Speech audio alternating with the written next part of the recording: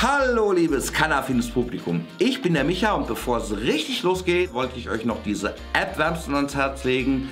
Unser Sponsor, die Weedmaps App, wenn ihr die euch runtergeladen habt, seid ihr auf jeden Fall schlauer. Ohne die könnten wir auch gar nicht senden, deswegen nochmal ein großes Big Up an die Weedmaps App.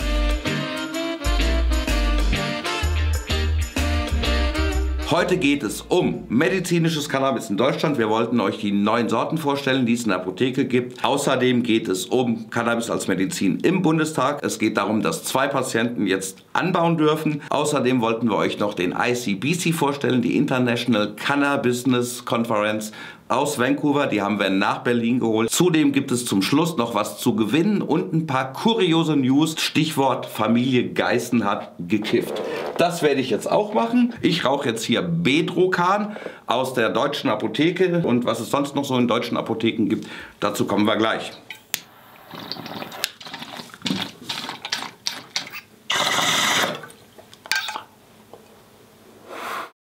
So, ja. Was gibt's Neues aus der Apotheke? Das Bedrocan, das ist eine reine Jackira-Genetik. Das gibt es ja schon von Anfang an. Das ist eigentlich so meine Favorite-Sorte. 22% THC, 1% CBD. Hilft bei mir als chronischer Schmerzpatient am allerbesten. Dann gibt es das Bedrobinol. Das ist eine Jackira mal Afghani-Genetik. Auch lecker und wirkt gut, aber nicht so gut wie bei mir wie das Bedrocan. Genauso verhält es sich mit dem Bedica. Das ist etwas Indica-lastiger, ist eine Afghani mal Marihuana-Genetik. Dann gibt es das Bediol und das Bedrolite. Die beiden Sorten sind sehr CBD-lastig. Die Strains sind Betriebsgeheimnis, sagen die Holländer. So, dann gibt es mittlerweile Princeton. Das ist ein Ghost Strain Haze der Firma Tweed aus Kanada. Wirkt bei mir auch ganz gut. Einige Patienten schwören auf das Princeton.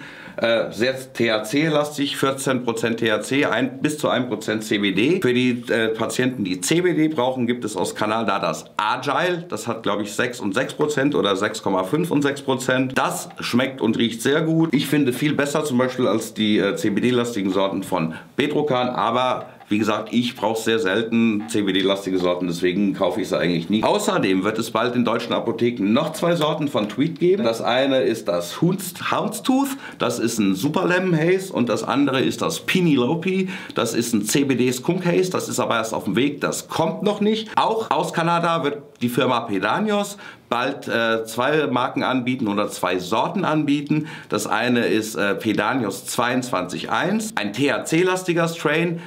Die Genetik ist Betriebsgeheimnis, genauso wie die andere Sorte, die Pedanios bald anbieten wird. Das ist Pedanios 14.1. Auch da kennen wir die Sorte nicht. Allerdings haben wir ein paar schöne Fotos vom Anbau von der Firma Peace Naturals, die das da für Pedanios sozusagen produziert. Und sobald ich meine Ausnahmegenehmigung auf all die Sorten angepasst habe, ja, weil dann kann ich es euch auch vorstellen und mal richtig zeigen. Die gibt es allerdings noch nicht und ich muss meine Ausnahmegenehmigung vorher anpassen lassen. Deswegen kommen wir dazu später. Jetzt kommen wir erstmal zu den beiden Patienten. Also die beiden Patienten, die jetzt anbauen dürfen, die haben sich das erklagt. Der eine hat 16 Jahre geklagt, das ist nicht freiwillig passiert, das hat auch gar nichts mit dem neuen Cannabis als Medizingesetz zu tun. Der Michael F. aus Mannheim, ich habe mit seiner Frau gesprochen, hat jetzt 20 Horgus Diamond im Schrank stehen, hat schon einmal geerntet und es reicht ganz, ganz knapp und die Anbaugenehmigung ist auch befristet. Und das hat wiederum was mit dem neuen Gesetz zu tun, die ist nämlich befristet, weil das Gesetz, was heute in einer Woche wahrscheinlich verabschiedet wird, eine Regelversorgung für Cannabis vorsieht und dann argumentiert der Gesetzgeber, dann müssen sie ja selber nicht mehr anbauen. Wie die Regelversorgung genau aussehen soll, das weiß man zwar noch nicht, aber der Anbau von Patienten ist halt explizit und ausdrücklich nicht gewollt und deswegen soll das neue Gesetz nicht nur die Regelversorgung für Patienten ermöglichen, sondern auch für die, die lieber selber anbauen, als Cannabis aus der Apotheke zu beziehen oder zu kaufen, in dem Fall auch viel billiger selbst anzubauen. Das soll es ausschließen. In Kanada ist das viel, viel cooler, da ist das ganz anders. Da dürfen Patienten, wenn sie wollen, selber anbauen, kriegen viel leichter eine Anbaugenehmigung als bei uns. Deswegen waren wir auf dem ICBC, wollten uns Cannabis mal angucken. Die ICBC, die Internationale Cannabis Business Conference, die findet nämlich bald auch hier in Berlin statt. Wir sind ganz stolz, dass wir die hier nach Berlin geholt haben und wir wollten euch mal ganz kurz zeigen, wie es auf so einer Konferenz abgeht. Ist nämlich eine ganz, ganz andere Nummer als eine Messe. Ich werde in der Zeit mal medizinieren und ihr schaut euch das mal kurz an. Bis gleich.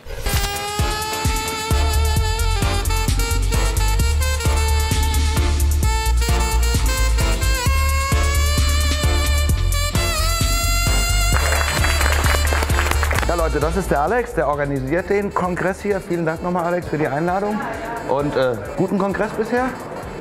Es ist alles super jetzt. Es ist viele Leute, es ist gute Leute, es ist Qualität. Ja, man merkt schon, die sind schon ein bisschen weiter als wir.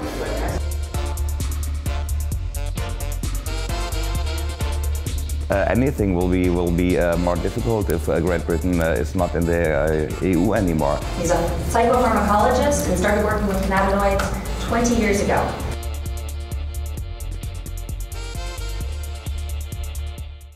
Ja, das war der ICBC in Kanada, wirklich eine sehr geile Veranstaltung, geballtes Wissen in 2 Tagen, ganz andere Nummer als eine Messe, wenig Kommerz, viel Wissen. Ich würde mich freuen, wenn ich euch auch dann hier in Berlin am 11. und 12. April begrüßen könnte. Ich werde auch moderieren, Vorträge halten oder einen Vortrag halten. Hoffentlich kommt ihr ins Hotel Maritim zum ICBC am 11. und 12. April, ladet eure Freunde ein, verbreitet es auf Facebook, ist wirklich eine sehr geile Sache für Cannabis als Medizin und für das Cannabis-Business wirklich einmalig gut und kommt einfach vorbei. Ich habe euch ja versprochen, auch noch was in eigener Sache zu berichten, denn ich war ja fast ein Jahr von der Bildfläche verschwunden. Warum?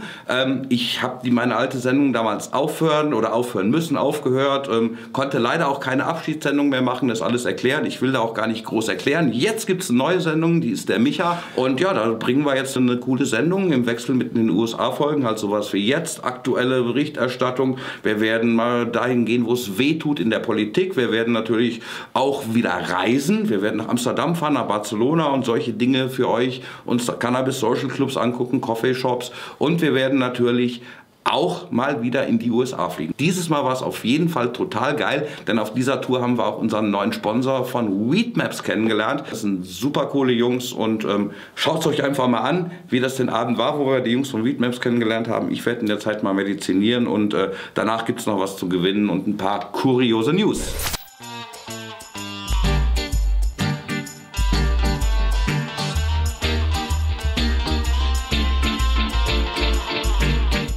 My name is Tim. I'm a German cannabis patient. So we decided he's advising Max, so 50 people, you invite doctors and Apotheken.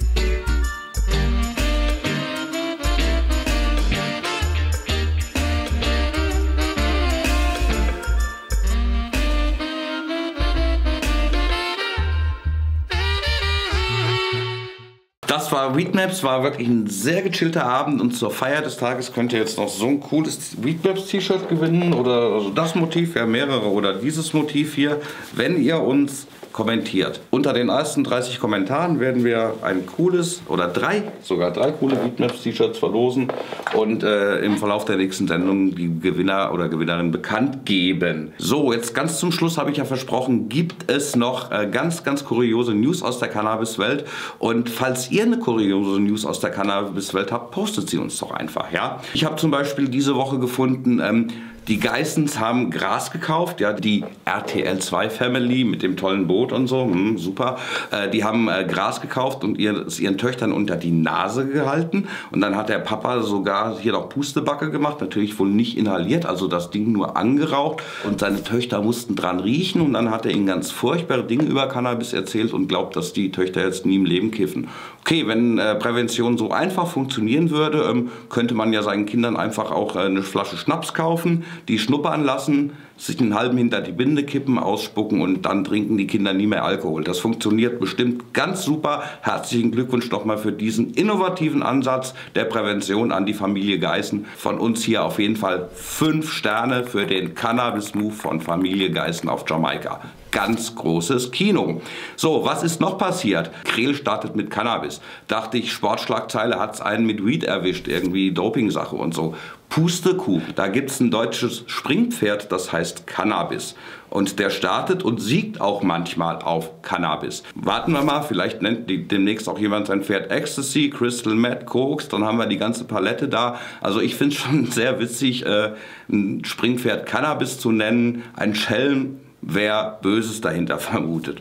Denkt dran, wenn ihr was Kurioses habt, postet es uns, ja, und vielleicht kommt es ja auch mal in eine Sendung oder so. Wir sammeln Kuriositäten zu Cannabis. Dazu gehört sicher auch das Hollyweed-Schild, ja. Das Hollywood-Schild wurde letztens zu Hollyweed umgestaltet oder umgebaut über Nacht. Der Gag war zwar schon ein-, zweimal da, deswegen wiederholt ist er zwar nicht mehr ganz so lustig, aber immer noch ganz witzig, und ich war ja auf unserer USA-Tour mit unserem Kameramann auch an dem Schild und wir haben versucht, da irgendwie hinzukommen und so, und großes Big Up nochmal, weil die müssen über Nacht eine ganz schöne Kletteraktion gemacht haben. Da ist auch Security und alles gar nicht so einfach. Deswegen großes Big Up nochmal an die Aktivisten, die aus Hollyweed gemacht haben. Alleine die Aktion an sich, da nachts reinzuklettern und da rumzuschrauben und zu hämmern, ohne erwischt zu werden. Big Up, 5 Sterne von uns. Ganz zum Schluss gibt es noch eine Kuriosität aus den USA, die leider eher unwitzig ist, aber trotzdem total kurios, denn die DEA hat CBD auf Schedule 1, also als harte Droge, klassifiziert. Wie ihr wisst, CBD, Cannabidiol, hat überhaupt kein psychoaktives Potenzial. Es hat höchstens medizinisches Potenzial, was noch erforscht gehört. Das geht aber in den USA nicht mehr so einfach, weil es jetzt Schedule 1 Drug ist. Völlig absurd. Juristische Konsequenzen hat es noch nicht. Ich hoffe, der Trump wird die DEA stoppen. Der Trump ist ja sowieso eine Wundertüte. Der hat in seinem Kabinett Cannabis-Gegner und Cannabis-Befürworter bunt gemischt. In Sachen Cannabis wird da bestimmt noch die eine oder andere Überraschung passieren. Wir hoffen natürlich in die richtige Richtung, nachdem jetzt insgesamt 9 Bundesstaaten legalisiert haben. Und in diesem Sinne sage ich mal, bleibt uns treu, liked uns, kommentiert uns und verbreitet uns auf Social Media. Wir haben ein Anliegen, ihr müsst es verbreiten. Ich wünsche euch ein ganz gechilltes Wochenende, treibt's nicht zu dolle. Wir sehen uns nächste Woche mit einer Folge aus Kanada und den USA wieder. Bis dann, tschüss.